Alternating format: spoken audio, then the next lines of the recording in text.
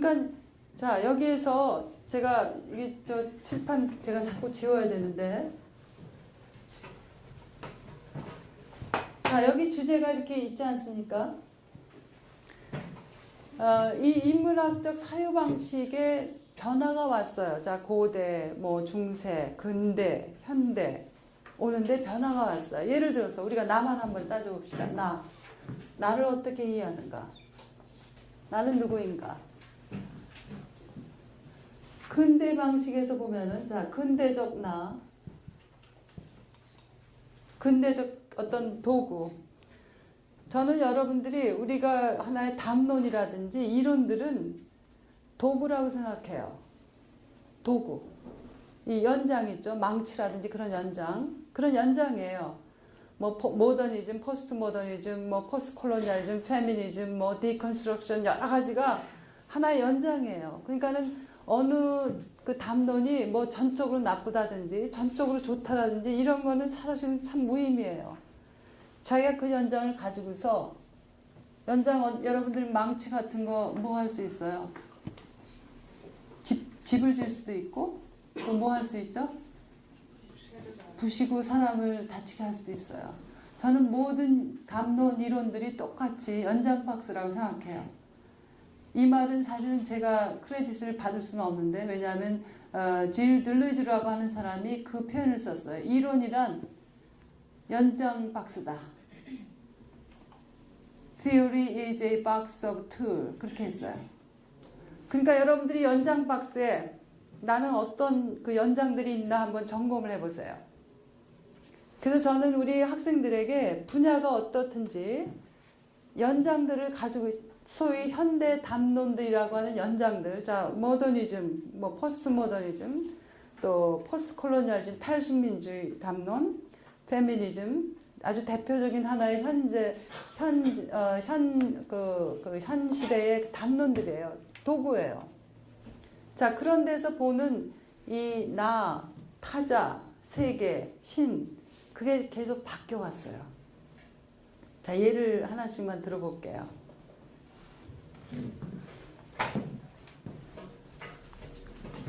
자, 이 그림을 좀 이렇게 엉성하게 그렸는데 좀 이따 바뀌어 보겠습니다. 자, 나 한번 해보죠.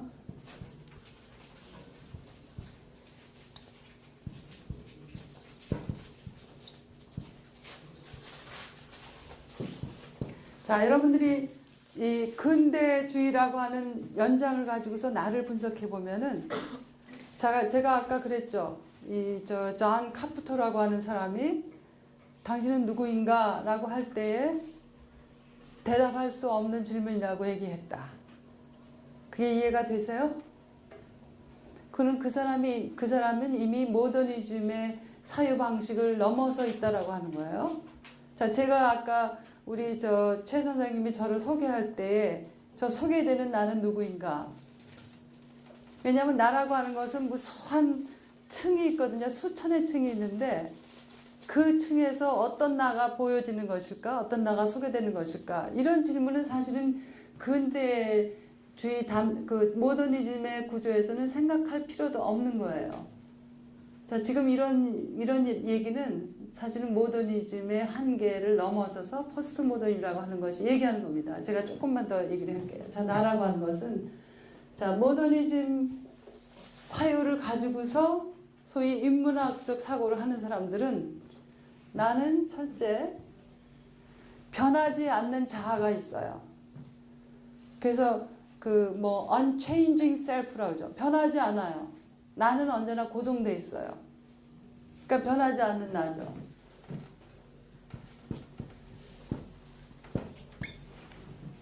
그러니까 나도 고정돼 있고 그러면 너도 고정돼 있어요. 그리고 세계도 사실 고정돼 있죠. 그러니까는 신도 마찬가지예요. 그러니까 이 커다란 지금 너, 그 다음에 이 세계, 그 다음에 거기 넘어까지 신이라고 하는 것은 다 고정되어 있는 존재예요. 그래서 하나의 체계화될 수 있죠. 체계화시킬 수 있는 게 바로 이 모더니즘이라고 하는 이 연장을 가지고서 보면은 모든 것이 다 체계화시킬 수 있고 고정되어 있고 분류가 가능합니다. 고정된 나, 이 본질주의적 나,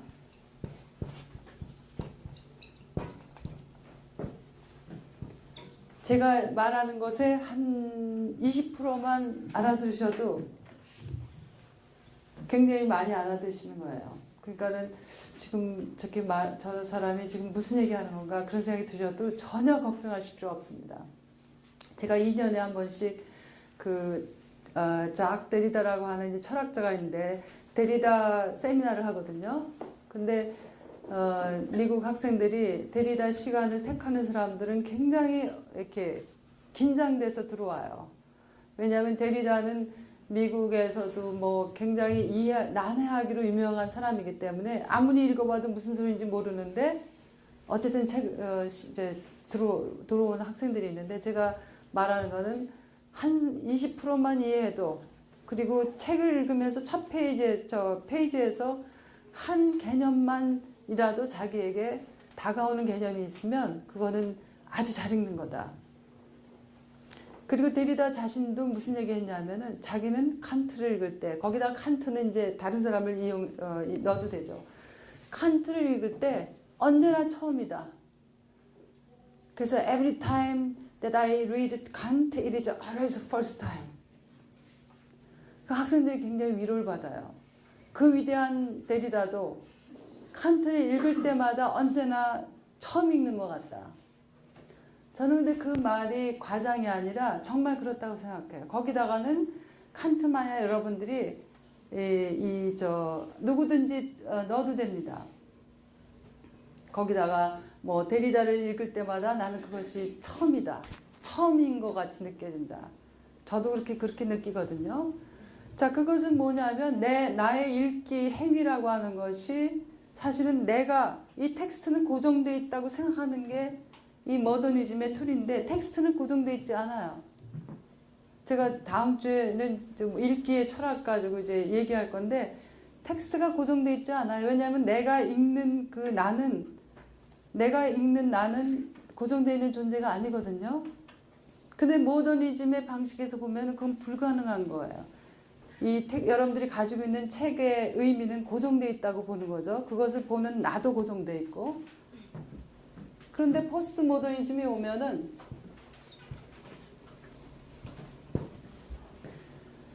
나는 더 이상 고정되어 있지 않아요.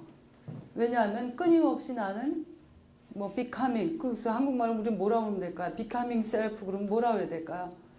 형성되는 나예요. 나는 끊임없이 형성돼요. 여러분들이 그래서 생물학적으로도 지금 매 순간 우리가 다른 거잖아요. 그죠? 사실은 우리의 존재 자체가 사실 고정되어 있기가 굉장히 어려워요. 그래서 여러분들이 아마 누구랑 만나면은 그 만난 사람이 누군가에 따라서 자기의 다른 모습들이 아마 나올 거예요. 그잖아요. 저도 내 학생들 중에서도 어느 학생과 만남에 따라서 나의 다른 모습이 나오고 또 내가 누구를 만나냐에 따라서 내 다른 모습이 나오고 또 뭐 다양한 사람들을 따라서 내 다른 모습이 나와요. 여러분들 혹시 그런 경험 없으세요? 쓰는 용어도 달라지고 말하는 태도도 달라지고 표정도 달라지고 그리고 질문을 아주 잘해주는 사람을 만나면 내가 내 속에 이런 것이 있었는가. 그래서 저는 제일 늘 관찰하는 게 그 사람이 던지고 있는 질문을 굉장히 많이 관찰을 합니다. 그 사람이 어떤 질문을 나에게 던지냐에 따라서 내 속에 있는 전혀 생각하지 않았던 내가 나오기도 하거든요. 그리고 저도 이제 그런 질문을 하려고 신경을 많이 쓰죠. 새 사람들 만나면은. 그러니까 이 포스트 모더니즘에서 보는 나는 또 너는 세계는 신은 고정되어 있지 않아요. 그러니까 형성 중에 끊임없이 움직이는 여기서는 반본질주의적이죠. 자, 본질주의적이라는 말은 본질주의라고 하는 말이 영어로는 이센셜리즘이라고 그러거든요.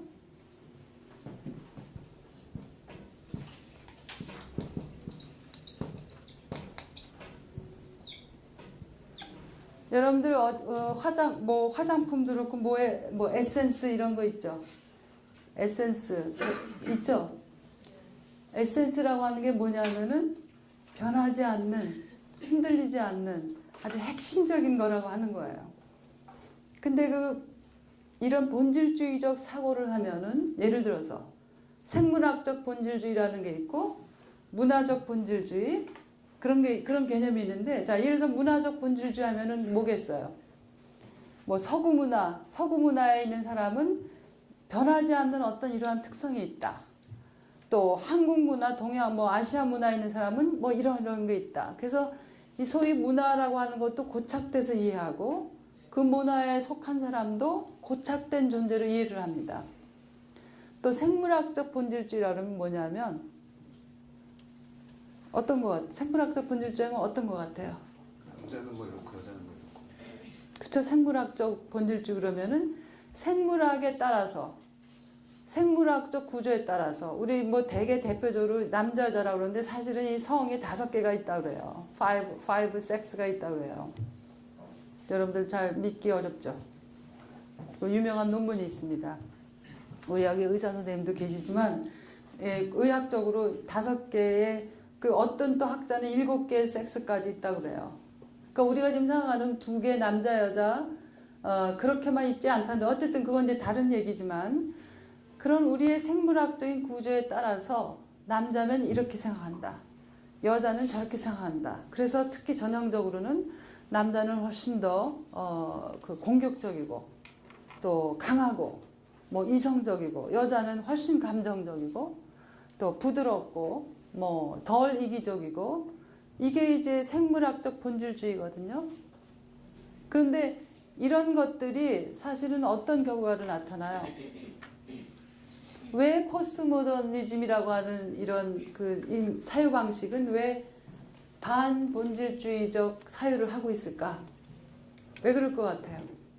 자, 본질주의적으로 보면은 여기 지금 남자 여자가 반씩 되는 것 같은데 어떤 결과가 납니까? 자, 저는 여자니까 여자는 감성적이고 눈물도 많고 또 덜 이기적이고 훨씬 평화를 사랑하고 남자는 공격적이고 이성적이고, 그러니까 우리의 사유가 이분법적으로 구성이 되어 있는데 이쪽은 남자, 저쪽은 여성, 여자. 그래서 사실은 우리가 누군가가 고착돼 버리죠. 여러분들 저랑 같이 가시는 건가요? 이게 지금 영어 표현이에요. 영어 표현이에요. Are you following me? 그러면은 이제 이걸 그대로 한국말로 하면 좀 어색한 표현이지만 같이 간다라고 하는 게 지금 같이 내가 지금 얘기하고 있는 거 이렇게 같이 가고 있는 거냐 물어보는데 사실은 이게 다 우리 사람 사는 얘기예요. 포스트 모더니즘이고 복잡한 얘기 같지만 우리 사는 사람 사는 얘기이기 때문에 여러분들이 자꾸 그런 얘기들을 나하고 연결시켜서 생각해 보세요. 자, 나는 나무 타는 것도 좋아하고 여자이지만 그리고 굉장히 이론적으로 사유하는 것도 좋아하고 그런데 여자이기 때문에 그런 것들에 대해서 다 여자는 수학보다는 언어, 남자는 수학, 과학에 잘하고 이 양쪽의 어떤 의학적으로 그걸 서포트하는 것이 양쪽이 다 있어요. 이 페미니즘 연구하시는 분들 보면은 남자 여자가 생물학적으로 애초에 다른데 그것이 바로 이렇게 변할 수 없는 본질적인 것들이 있다. 그거를 서포트하는 이론도 있고 남자 여자의 차이보다는 남자 여자의 공통성이 훨씬 많다. 남자끼리 개개인들의 차이, 여자끼리 개개인들의 차이가 훨씬 더 많다. 그거를 서포트하는 이론 연구들도 있어요. 그러니까 사실은 양쪽 연구들이 각기 다른 것들을 보기 때문에 우선은 여러분들이 어떻게 생각하는가. 그러니까 이 본질주의적인 것이 왜 문제가 있는가. 그거를 제가 여러분들에게 전달하려고 지금 얘기하는 겁니다. 왜 문제가 있어요? 네? 막 크게 얘기하세요. 괜찮아요. 저만 얘기하면 여러분들 재미없잖아요. 왜 문제가 있어요? 본질주의적 사유 방식이라고 하는 것이 왜 문제가 있는가? 그거는 나는 예를 들어서 1000가지의 특성들이 있는데 본질주의적 사유방식은, 그래서 그것이 생물학적 본질주의라면은 너는 여자니까, 너는 남자니까, 남자는 영화 보면서 슬픈 영화에서 눈물 흘려도 안 돼요. 그죠?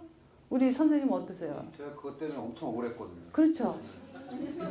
그러니까 감성 예민하신 분들 얼마나 많아요. 슬프면 눈물 막 나고, 그리고 굉장히 아주 다른 사람들 잘 이렇게 해주고. 근데 남자면 눈물 흘리면 절대 안 된다. 그래서 남자는 몇 번만, 3번만 울어야 된다. 그죠? 그게 바로 본질주의, 생물학적 본질주의의 폐해가 내가 가지고 있는 다양한 품성들을 다 억누르게 만들어요. 왜냐하면은 여기 픽스트, 고정된 나가 있잖아요. 그것을 벗어나면은 나는 뭐예요? 비정상.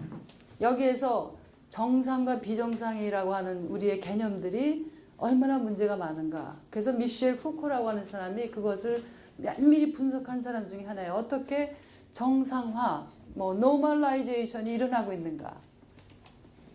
그래서 그 정상화 과정을 통해서 내가 그런 사회적으로 구분된 그러한 특정한 성품에 내가 맞지 않으면 나는 뭐예요? 비정상이에요. 비정상인 사람이 돼요. 그러니까는 지금 이렇게 남자가 막 눈물 흘리면서 막 그러고 슬퍼가지고 그러면은 뭐예요?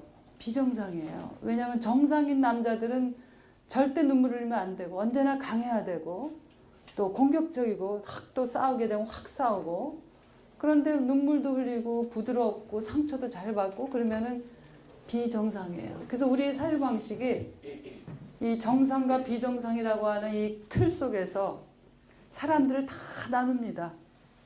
다 나눠요. 자, 정상적인 엄마는 어떻게 해야 되느냐? 정상적인 아빠는 어떻게 해야 되느냐?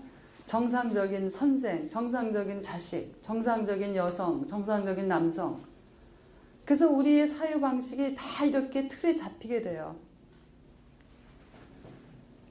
포스트 모더니즘적 사유방식을 하는 그런 모든 인문학에서는 이제 이런 것들이 문제가 많다라고 하는 것을, 자, 역사에서도 그렇고 또 인류학에서도 그렇고 문학에서도 그렇고 예술에서도 그렇고 건축, 철학 다 꿰뚫고 있는 것들이 이 모더니즘 속에서 봤을 때에 가지고 있었던 이런 것들이 사실 인간의 다양성, 인간이 가지고 있는 무수한 잠재성, 그런 것들을 다 억누른다는 거예요. 자, 그래서 나라고 하는 것, 이 본질주의적이라고 하는 것이 굉장히 중요합니다. 이게 이제 종교나 신학 같은 데서도 보면은 신이라고 하는 것이 우리는 이미 다 고정된 아주 변하지 않는 어떤 존재로서 우리가 가능하다고 생각했는데, 이 모더니즘이 가지고 있는 한계가 넘어서 소위 포스트 모더니즘적 사유를 하는 사람들이 인문학을 하기 시작하면서는 사실은 그것이 인간이 가지고 있는 하나의 인식론적 오만이에요. 파악할 수 없는 것, 고정시킬 수 없는 것을 고정시키고 파악할 수 있다고 생각하는 것. 제가 매 학기 이제 저를 이렇게 계속 제 과목 듣는 학생이 이제 몇 명 있어요. 제가 하는 얘기가 농담처럼 하지만 사실 진담입니다. 나를 알고 있다고 생각하지 말아라. 그리고 나도 너를 잊어버리겠다. 그래서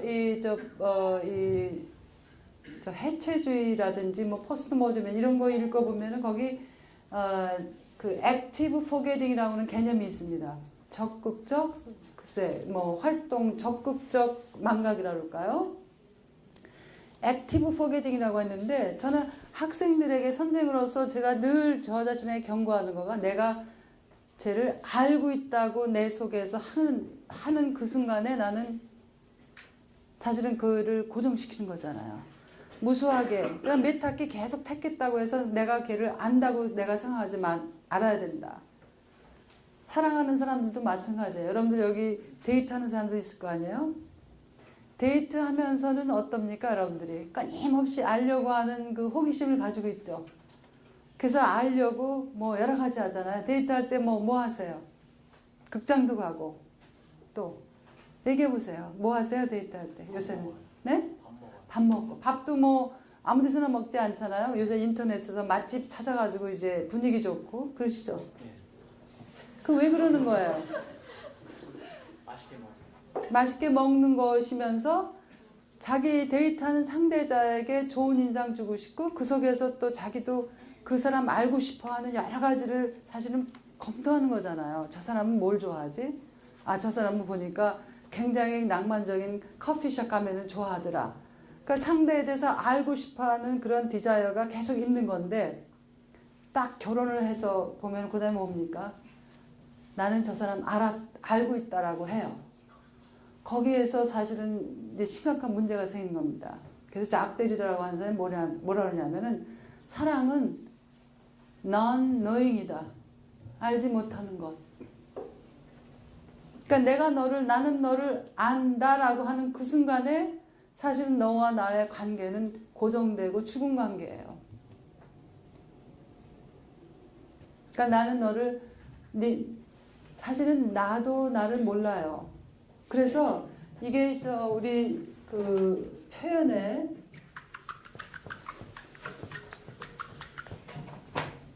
영어 여기 잘하시는 분들 있을 텐데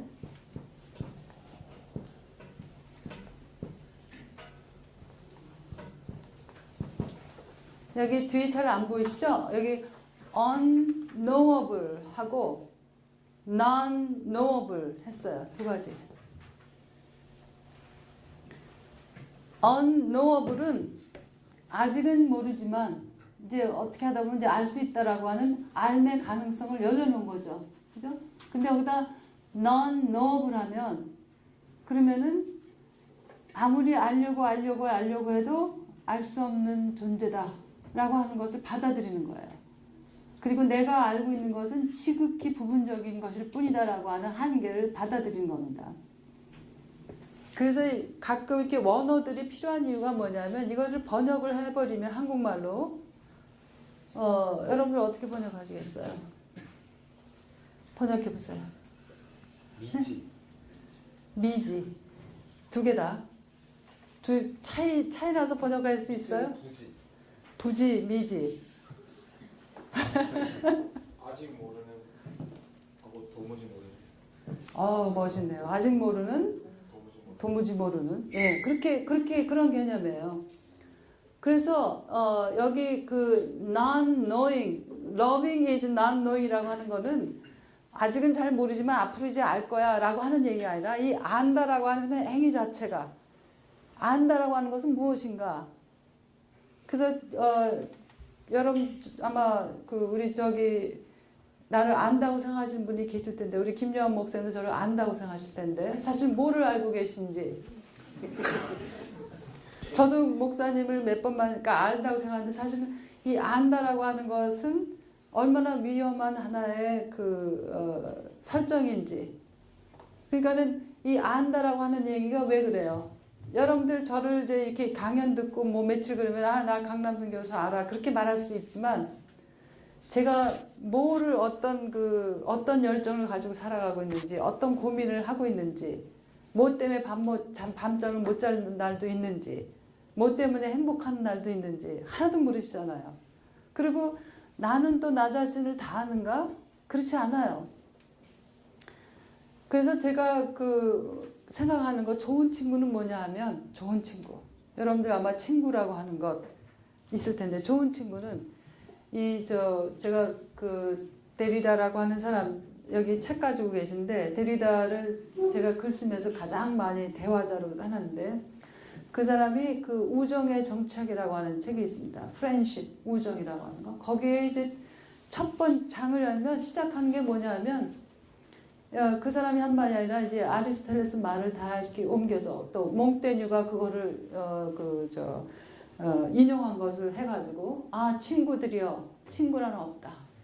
그래서 all friends there's no friend. 그거를 매번 장에서 시작합니다. 좋은 친구는 뭐냐면 내가 모르는 나의 좋은 잠재성, 가능성들을 보는 사람. 저는 그걸 좋은 친구라고 저는 생각을 해요. 그러니까 제가 이제 동료, 우리 미국에 가깝게 지낸 동료들이 있는데, 그 동료들이, 제가 한국에 있으면서 동료를 만났다고 생각하는 경우가 참 없었는데, 제가 모르는 저의 좋은 것들을 잘 보고 얘기해주는 사람. 그래서 저는 그게 친구의, 제가 생각할 땐 좋은 친구의 이제 개념입니다. 근데 친구라고 하는 것은 안다라고 하는 결정적인 알미라고 생각하지 않고, 네 속에서 끊임없이 이 창출되는 너, 가능성의 너, 잠재성을 가지고 있는 너를 보는 눈이에요. 자, 이 모더니즘이라고 하는 툴에서 보면은 이러한 나, 세계, 타자, 신, 것이 다 고정돼 있어요. 그리고 이분법적으로 사유돼요. 그게 다양한 이제 지배와 뭐 억압의 구조를 이제 정당화시킵니다. 제가 시간이 많으면 왜 이분법적 사유 방식이 이렇게 위험한가를 좀 설명을 많이 드리고 싶은데 나중에 기회가 되면 드리죠. 지금 현대 이렇게 탈모던, 탈모던, 자, 페미니즘 같은 경우는 제가 네 가지, 포스트 콜로니얼리즘은 사실은 포스트 모더니즘을 공부하는 것은 포스트 콜로니얼리즘학을 공부 안 할 수가 없어요. 왜냐하면 이 서구의 근대주의의 이 어두운 이면이 바로 콜로니얼리즘입니다. 서구의 근대가 어떻게 발전되기 시작했나요? 식민주의를 통해서 발전됐어요. 그리고 굉장히 아이러니컬하게도 기독교가 세계적으로 확산되는 것에도 식민주의하고 떼놓을 수가 없습니다. 그게 이제 모더니즘의 어두운 이면이에요. 다크 사이드라고 그래요. 그러니까 포스트 모더니즘만 하게 되면은 포스트 콜로니얼리즘을 안 하고 그러면은 어떻게 서구 중심적 사유 방식이 이렇게 세계를 지배하게 됐는가라고 하는 것을 이해하기 굉장히 힘들어요. 그러니까 여러분들이 인문학적 툴을 자꾸 그 연장 박스를 여러 가지 가지시려면은 여러분들의 전공 분야, 관심 분야에 상관없이 모더니즘이 뭐를 얘기하고 있는가, 포스트 모더니즘은 이렇게 나, 타자, 또 세계 혹은 신, 뭐에 어떻게 얘기하고 있는가, 페미니즘은 무엇을 문제 삼고 있는가, 또 디컨스트럭션이라고 하는 하나의 담론은 도구는 뭐를 얘기하고 있는가. 이 디컨스트럭션 데리다가 가장 대표적인 선두주자죠. 디컨스트럭션. 그게 해체주의라고 이제 많이 번역이 되는데 그거는 이렇게 파괴하는 게 아니에요. 파괴한다는 얘기가 아니에요. 그래서 굉장히 오해되는 말 중에 하나인데 어떻게 보면 디컨스트럭션이라고 하는 것은 뭐라고 얘기해야 될까요? 하나의 읽기 방식이에요. 읽기 방식.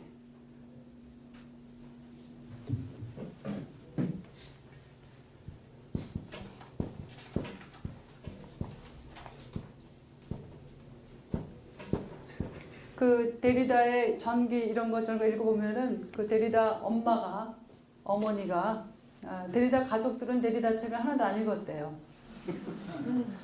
근데 엄마가 어느 날 그러더래요. 내가 듣지 않으니까 네가 스펠링을 잘못 썼다며. 이 디프랑스라고 하는 거를 여기에 이제 이 R을 원래 디프런스 하면 E잖아요. 근데 이거를 A를 바꿨는데 그 엄마가 그렇게 스펠링을 잘못 썼다며 그렇게 얘기를 했다 그러는데 이거는 어떻게 보면은 이 디컨스트럭션 이해할 때는 이 디프랑스 이해하는 게 굉장히 중요한데 이게 뭐를 이렇게 파괴하는 게 전혀 아니에요. 예를 하나 들어볼까요? 이 디프랑스에는 두 가지 의미가 있어요. 혹시 아세요, 여러분들?